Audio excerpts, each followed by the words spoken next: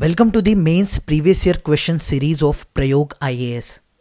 Already इस series में हम 2013 के GS4 पेपर का क्वेश्चन नंबर 1, 2, 3 ऑलरेडी डिस्कस कर चुके हैं। अब हम बात करेंगे क्वेश्चन नंबर 4 की। क्या कहता है ये? What is emotional intelligence and how can it be developed in people? How does it help an individual in taking ethical decisions? अब जब भी क्वेश्चन रीड करो और उस क्वेश्चन में अगर मल्टीपल डायमेंशंस पूछे हैं तो देयर इज अ चांस कि आप भूल सकते हो। वाइल राइटिंग आंसर आप एक हाथ चीज़ मिस कर सकते हो। तो इसको लाइन से पहले ही नंबरिंग कर दो कि भाई पहले इमोशनल इंटेलिजेंस लिखना है, फिर इसका डेवलपमेंट नंबर 2 और फिर एथिकल डिसीजन मेकिंग नंबर 3। ये 3 चीज़ें आंसर में आनी चाहिए। ठीक है। अब क्योंकि ये 10 मार्क्स के लिए पूछा है तो आपके पास स्पेस बहुत कम है और इतने ही स्पेस में आपको 3 चीज़ें लिखनी है तो काफ़ी टू द पॉइंट लिखना पड़ेगा। कंटेंट आपको कंसाइज करके लिखना होगा। हालांकि मैं यहाँ पर आपको बहुत डिटेल में बहुत सारे एग्जाम्पल्स के साथ चीज़ें बताऊंगा, but that is for your reference. ठीक है, चलो स्टार्ट करते हैं। पहला पॉइंट है व्हाट इज़ इमोशनल इंटेलिजेंस। तो पहले हम नॉर्मली डेफिनेशन लिख देंगे कि भाई इमोशनल इंटेलिजेंस क्या होता है। बेस्ट डेफिनेशन होगी कि आप डैनियल गोलमैन ने जो इमोशनल इंटेलिजेंस की डेफिनेशन बताई है सेम टू सेम लिख दो। तो लिखो, in the words of Daniel Goleman, emotional intelligence is the ability, it is the ability to recognise, understand and manage emotions and these emotions of oneself as well as others. यानी खुद के और बाकी लोगों के emotions को recognise, understand and manage करना। ठीक है, एक और लाइन लिख सकते हो जिसमें हम कह सकते हैं कि emotional intelligence is the practical knowledge. ठीक है, जस्ट एक हमारी बनाई हुई लैंग्वेज में it is practical knowledge that one needs to have to be effective in any field. आप किसी भी फील्ड में काम कर रहे हो तब भी इमोशनल इंटेलिजेंस आपको लगेगा। even if the knowledge acquired from your school or college or academic arena is very much average, still you would require emotional intelligence. ठीक है, ऐसी एक आध लाइन हमने लिख दी। अब ये तो सिर्फ डेफिनेशन हो। मैंने हमेशा कहा है कि भाई डेफिनेशन लिखने के बाद उसके नेचर के बारे में लिखो या फिर उसके कुछ कंपोनेंट्स कुछ लिख पाओ तो आप वो लिखो। जैसे EI के कंपोनेंट्स 5 कंपोनेंट्स हैं जो खुद डैनियल गोलमैन ने बताए हैं। अब क्योंकि हमारे पास जो आंसर लिखना है 10 मार्कर है, स्पेस कम है, तो हम बहुत डिटेल में नहीं लिख सकते। तो बेस्ट क्या है, यू मेक अ डायग्राम कि भाई कंपोनेंट्स ऑफ इमोशनल इंटेलिजेंस। इसमें लिखो number 1 self awareness, number 2 self regulation, number 3 motivation, number 4 empathy and number 5 social skills. अब देखो, अगर ये क्वेश्चन 10 मार्क्स की जगह 15 मार्क्स का होता तो मैं हर इस चीज़ को थोड़ा ब्रीफली डिफाइन कर देता। जैसे सेल्फ अवेयरनेस से क्या मतलब है, दैट रिकॉग्नाइजिंग वंस इमोशंस और अंडरस्टैंडिंग वंस ओन इमोशंस, इसी को सेल्फ अवेयरनेस कहेंगे। सेल्फ रेगुलेशन का मतलब क्या होगा कि भाई उन्हीं इमोशंस या इम्पल्सेस को कंट्रोल करना या फिर मैनेज करना। तो इस तरीके से एक एक लाइन में मैं इन सबको लिख देता अगर स्पेस एक्स्ट्रा है तो, पर यहाँ पर नहीं है तो हम सिर्फ डायग्राम बना के छोड़ देंगे। ठीक है, now first part of the question हमने लिख दिया कि इमोशनल इंटेलिजेंस क्या है। Second part is how can it be developed in people. तो लिखते हैं भाई second part developing emotional intelligence, heading दे दी। अब देखो मैक्सिमम स्टूडेंट्स क्या करेंगे, वो हेडिंग तो यही देंगे, फिर नंबर 1, नंबर 2, नंबर 3 ऐसे करके एक एक जितना इनको याद आएगा वो लिख देंगे। मैं कहूँगा भाई इसको आप थोड़ा सा और ऑर्गेनाइज तरीके से लिख सकते हो। जैसे यही पॉइंट आप अलग अलग थॉट्स में डिवाइड करो। जैसे इंडिविजुअल लेवल पे कोई इंसान क्या क्या कर सकता है टू डेवलप इमोशनल इंटेलिजेंस, फिर सोसाइटी के लेवल पे हम क्या क्या एफर्ट्स ले सकते हैं, और फिर एक इंस्टीट्यूशन के लेवल पे हम क्या क्या एफर्ट ले सकते हैं। ऐसे 3 चीज़ों में आप डिवाइड करके लिखोगे तो आंसर और ज़्यादा ऑर्गेनाइज लगेगा। इससे दिखाई देगा एग्जामिनर को भी कि आप कितने ऑर्गेनाइज तरीके से इवन सोचते हो। ठीक है, so let's start with the first, individual efforts to develop emotional intelligence. अब देखो, पहली चीज़ एक इंडिविजुअल पर्सन कर सकता है कि वो खुद को इमोशंस के बारे में लिटरेट करे। So emotional literacy, for example, if a child is having open conversations with his family members or let's say his friends, that open conversation will allow that person to know about his or her own emotions. अपने emotions, अपने impulses को वो समझ पाएगा और फिर वो समझने के बाद उनको सही तरीके से रिस्पॉन्ड भी कर पाएगा। सो अंडरस्टैंडिंग आ गई, ठीक है, और फिर उसके बाद एक हेल्दी मैनर में रिस्पॉन्स भी आ गया। ये पॉसिबल है क्योंकि वो इमोशंस को समझ पाया। ठीक है, ये एक एग्जाम्पल है। इसमें मैं दूसरा भी एग्जाम्पल आपको बता सकता हूँ। जैसे एक एग्जाम्पल ये हो सकता है कि जब आप किसी तरीके की एंग्जाइटी फील करते हो या फिर मान लो कि आपको थोड़ा सा नर्वसनेस लग रही है, so many people feel butterflies in stomach. So इससे क्या हो रही है, आप उन अपने इमोशंस के साथ थोड़ा बहुत उनको एक्नॉलेज कर पा रहे हो, समझ पा रहे हो। This is what we call as emotional literacy which is possible at individual level. Okay, now दूसरा क्या लिख सकते हैं? दूसरा है भाई सेल्फ इंट्रोस्पेक्शन। देखो, अगर आप इंडिविजुअल लेवल पे you are practising yoga, you are practising meditation और mindfulness exercises, in that case you can understand और you can become self aware of your own emotions। तो आप अवेयरनेस भी करोगे, आप अपने इमोशंस को इंट्रोस्पेक्ट कर सकते हो, उनको रेगुलेट भी कर सकते हो। So this introspection part is possible.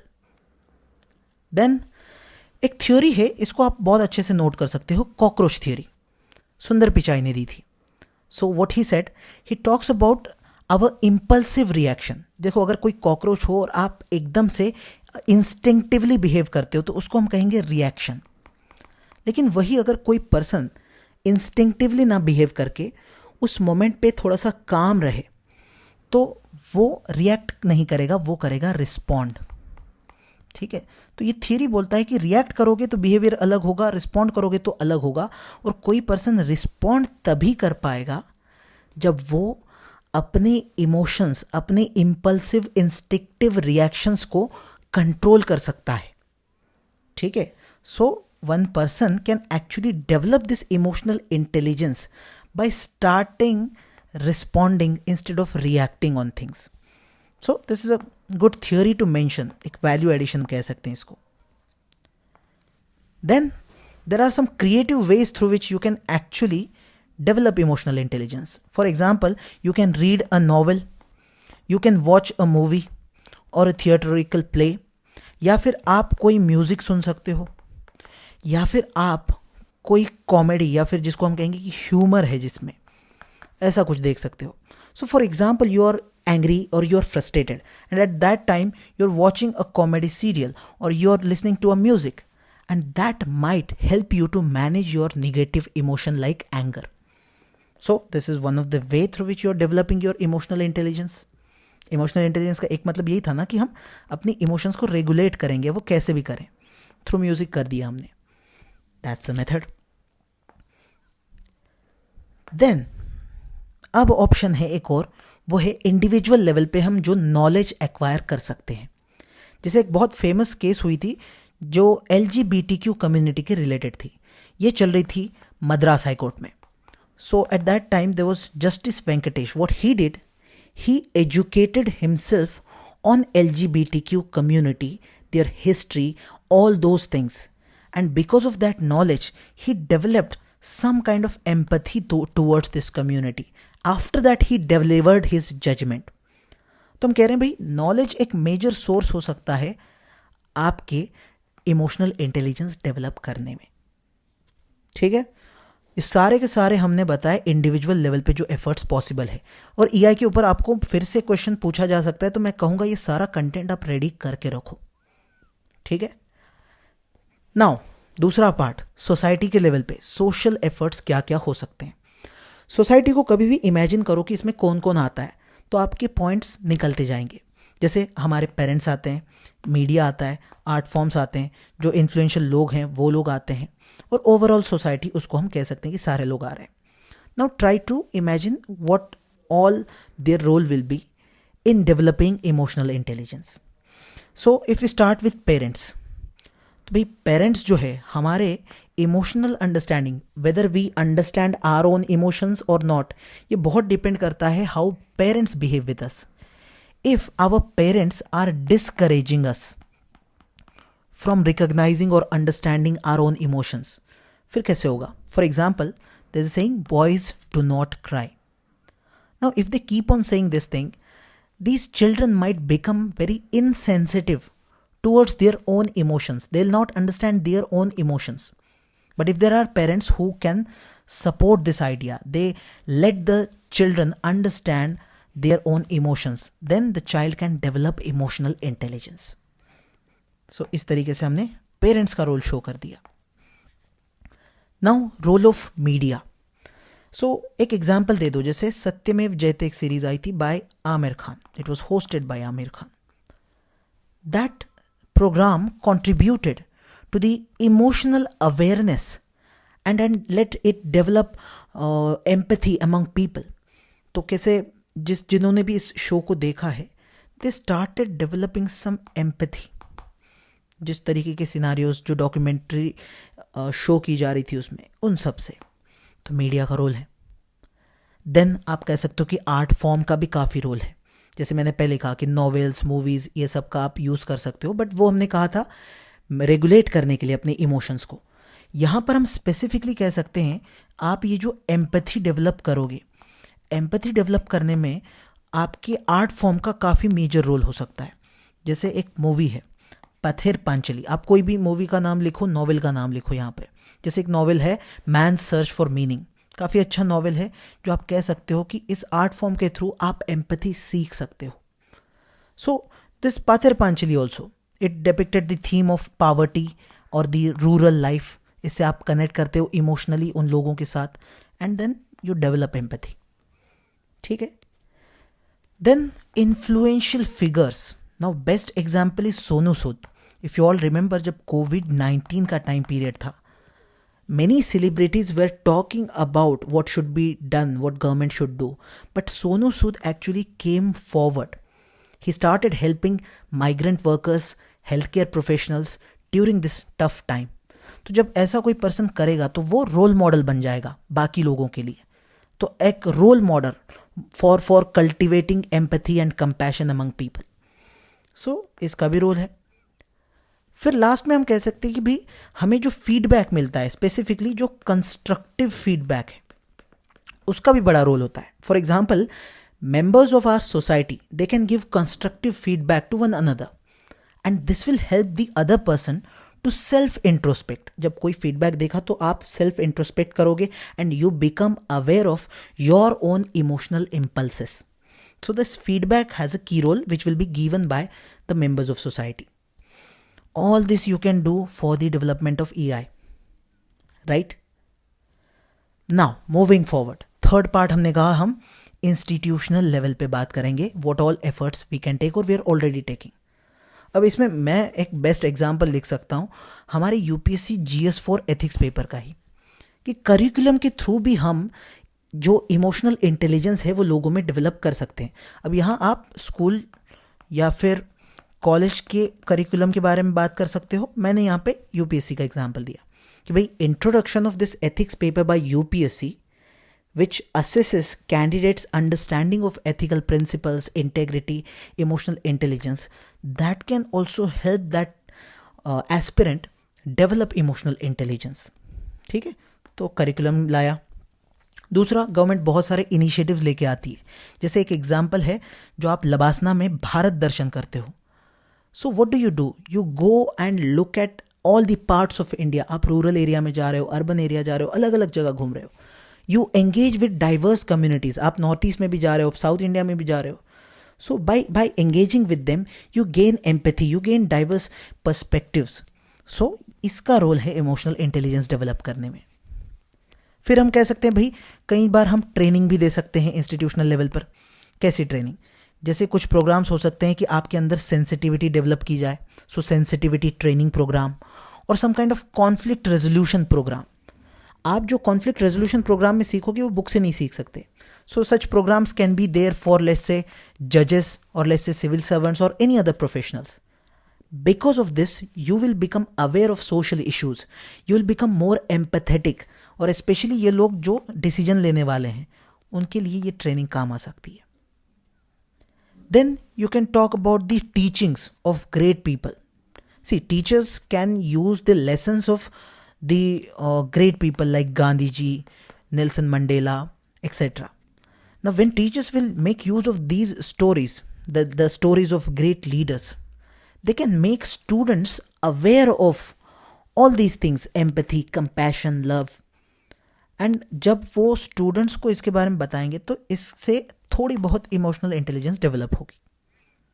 एक और चीज़ जो टीचर्स कर सकते हैं वो है कि भाई स्टूडेंट्स को ग्रुप्स में बांट के कोई एक्टिविटी करा दो, some kind of group activity which might involve some conflicting scenarios. But what the group will do, they'll try to cooperate, they'll try to manage the emotions. तो इससे भी टीचर्स सिखा सकते हैं emotional intelligence. Then at last हम school में भी mindfulness exercises करवा सकते हैं, या फिर एक गूगल का प्रोग्राम चलता है search inside yourself, that is in short SIY. Now this program integrates mindfulness practices, emotional intelligence training and neuroscience research.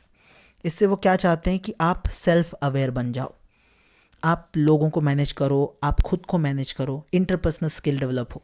इसके लिए गूगल का प्रोग्राम चलता है, आप एक एग्जाम्पल के तौर पर कोट कर सकते हो. सो यू सी, हमने 3 पार्ट्स में डिवाइड किया और काफ़ी डाइवर्स एग्जाम्पल्स इसमें कोट किए हैं. और अभी तक हम सेकेंड पार्ट डील कर चुके हैं सिर्फ आंसर का. थर्ड पार्ट ये वाला, how does it help an individual in taking ethical decisions. अब देखो भाई EI कैसे एथिकल डिसीजंस लेने में हेल्प करेगा. अब हमें पता है EI पॉजिटिवली भी यूज़ किया जा सकता है, निगेटिवली भी यूज़ किया जा सकता है, और यहाँ पर हमें पॉजिटिव बात करनी है. सो यहाँ पॉइंटर्स सीधा एक के बाद एक लिखने हैं, यहाँ आप कुछ डिविजन्स की ज़रूरत नहीं है. मैं कहूँगा यहाँ जितने ज़्यादा एग्जाम्पल्स दोगे उतना अच्छा है. Will try to give 1 example per argument. So for example ethical decisions in using emotional intelligence. पहला पॉइंटर मैं लिखूंगा कि you can avoid many mistakes. For example, if you are taking a decision but at that time you are in an emotional turmoil, या तो आप angry हो, या फिर आप अपसेट हो, या फिर कुछ भी इमोशनली आप स्टेबल नहीं हो. At that time if you take any big decision then it will be a regrettable decision. Later on you will regret, और the outcomes will be very much regrettable. So you will avoid such mistakes if you have emotional intelligence. You can regulate your emotions, right? So example भी coat किया इसमें और argument भी दे दिया. या फिर इस तरीके से भी लिखा जा सकता है कि if you want to take holistic or objective decisions, in that case also it is very important that you should have emotional intelligence. For example, you can write an example of a teacher. Let's say there is a teacher who is being challenged by a student. So his authority is being challenged. अब यहाँ पे teacher react भी कर सकता है और respond भी कर सकता है. ठीक है. So if the person, the teacher is having emotional intelligence, he or she will try to understand the reasons why this children is actually challenging his or her authority. So underlying reasons को पता करेगा और फिर वो respond करेगा. सो ये है बहुत ही ऑब्जेक्टिव तरीका, और this is what we expect from civil servants also, holistic and objective decision making. ठीक है. देन कई बार आपके डिसरप्टिव इमोशंस जो है, जो काम बिगाड़ सकते हैं, उनको चेक में रखना होता है. For example, if police has to deal with angry mob. अब मॉब एंग्री है, अगर पुलिस वाले भी एंग्री हो जाए तो फिर टसल हो जाएगा. सो ऐसे टाइम पे इमोशनल इंटेलिजेंस का होना ज़रूरी है। इसके लिए एक एग्जाम्पल भी आप कोट कर सकते हो, जैसे महाराष्ट्र के चाकन में आईपीएस विश्वास Nagare, he handled the situation very well when protest for Maratha reservation were going on and the protest became very much violent.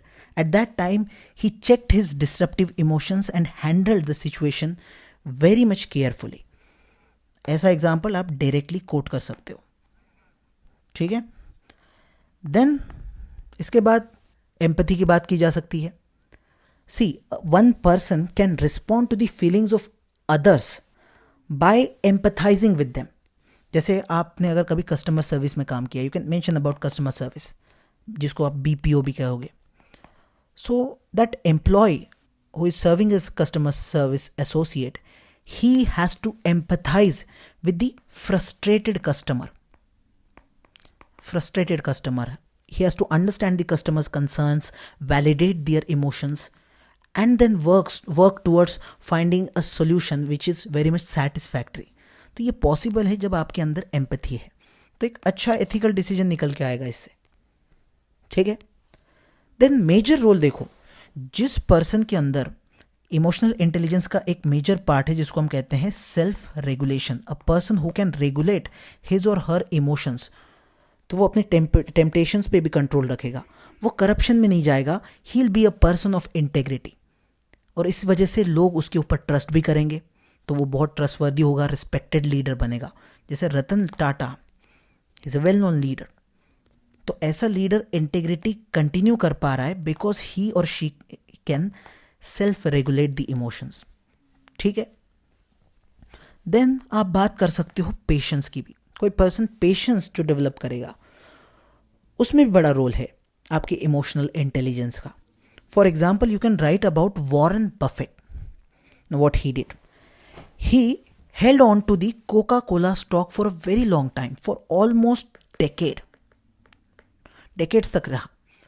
अब बहुत सारे फ्लक्चुएशंस हो रहे थे मार्केट में, still he continued holding these stocks, and this demonstrates that he was having patience, he was having discipline also. और ये patience बहुत ज़रूरी है अगर आप चाहते हो कि डिलेड ग्रेटिफिकेशन आपको मिले। ये टर्म आप याद रख सकते हो, डिलेड ग्रेटिफिकेशन। अब हम कहेंगे कि भाई ये सब चीज़ें करने के लिए पेशेंस होना चाहिए, और पेशेंस रखने के लिए आपको अपने इमोशंस को मैनेज करना पड़ेगा, रेगुलेट करना पड़ेगा, ठीक है। तो इस तरीके से हमने एग्जाम्पल कोट किया। Then you can talk about leadership in any organization. So for example, if you want the organization to run in a right manner and the leader with emotional intelligence, what he will do? He will try to understand what their employees are going through. So to take good decisions for the well-being of employees, he will take the right decisions, but that is possible only when he has emotional intelligence. Empathize करेगा तो समझ आएगा कि भाई employees किस चीज़ से जा रहे हैं। So this is how we have talked about ethical decision making using emotional intelligence. और इस आंसर में मैं कहूँगा आपको फाइनली एक कंक्लूजन देना चाहिए। मेरे पास एक बेस्ट लाइन है एरिस्टोटल की, जिन्होंने इमोशनल इंटेलिजेंस क्या है एक ही लाइन में बता दिया। तो ये लाइन है, anybody can become angry, that is easy, but to be angry with the right person and to the right degree and at the right time and for the right purpose and in the right way, that is not within everyone's power and that is not easy. These words of Aristotle, these highlight the complexity of managing our emotions effectively, and that's why we all need emotional intelligence. इस तरीके की line अगर लिखते हो, मैं दावे के साथ कह सकता हूँ, you will get really good marks. The examiner will be very much impressed. ठीक है? So this is how we can answer this question. तो मिलते हैं नेक्स्ट क्वेश्चन नेक्स्ट वीडियो में। Thank you.